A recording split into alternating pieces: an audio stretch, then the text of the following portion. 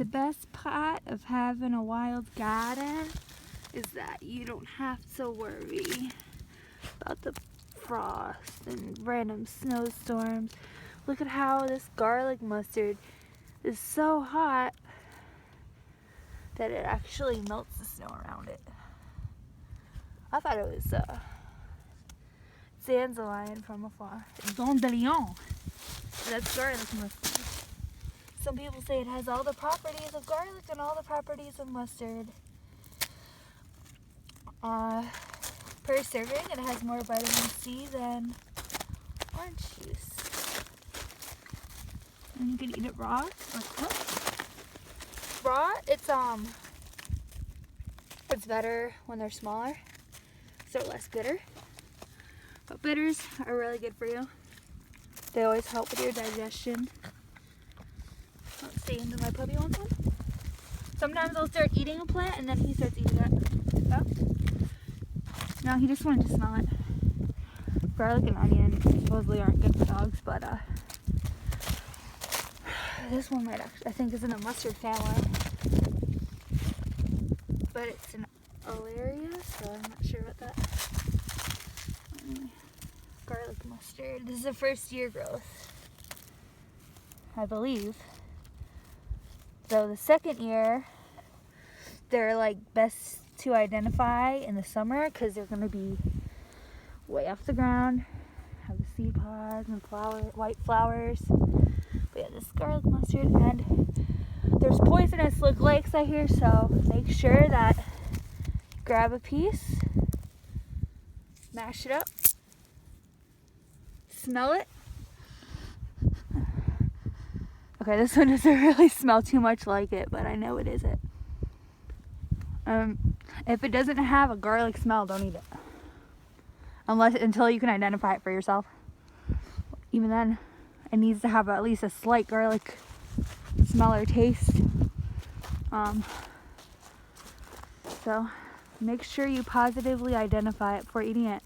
I read somewhere that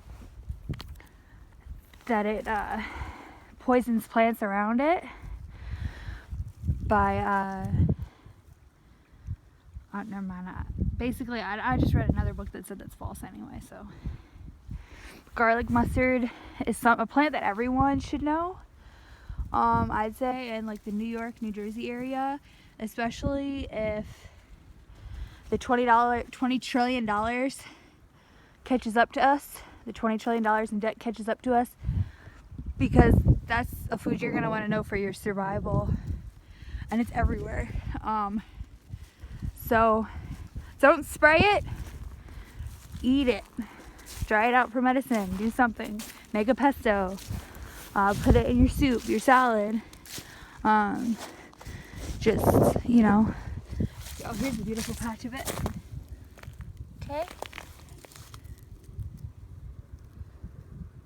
It's a big one, so like if you're coming to a patch too, don't eat them all. I mean, sure, it's okay to, you know, harvest the root and like harvest the whole plant every once in a while. But if you're coming to just, like, let's say you have a little wild garden and you want to be able to eat from it all summer, just take, you know, a leaf or two. And I'm going to go with the smaller ones because they're less bitter. And as long as you forage correctly, you'll actually, what's the right word for this? Not instigate, maybe that's not the right word. But you'll help the plants proliferate, because when you take a little bit, like let's say I take, well, some dandelion, right? Dandelion, so good. Dandelion, teeth of the lion. Let's say I want some dandelion. Of course, I'm going to go like the garlic mustard with a smaller leaf. The bigger ones are more bitter. Sure, I'll still eat them, but I prefer them mixed with other greens or berries, or because they're a little bit more bitter. I really like the root as a tea. Some people make a coffee with it. They grind it up and roast it like coffee. I'll probably explain how to do that in a different video. This is just my first little video of going through my wild garden. So you can see there's, and I already came through here actually and there was one day where I harvested a cup full of dandelion roots, which is a lot. But I literally went around, like, every time I saw a big cluster of them, I would take one of them from the big cluster, because I know if I do that through the whole wild garden, I'll still have enough to get by. And as you guys know, dandelions, once they're somewhere, they probably aren't gonna leave, which is a good thing for us. And even like the small ones, you know, are bitter. Small leaves are bitter. But oh wow, can't tell if this is a. At first I thought this was plantain, and then I saw jagged leaves, so I don't know what this is. It could be another type of dandelion, but I would say definitely research that for yourself. I have no idea what this is. This is a dandelion though. I know that. But there are a lot of species of dandelion in North America. So yeah, please spare the Roundup and actually harvest and eat it. Really good for everything, especially cleansing the liver. It's a diuretic, so it's going to help promote getting the toxins out through your waste, specifically, you know, number one.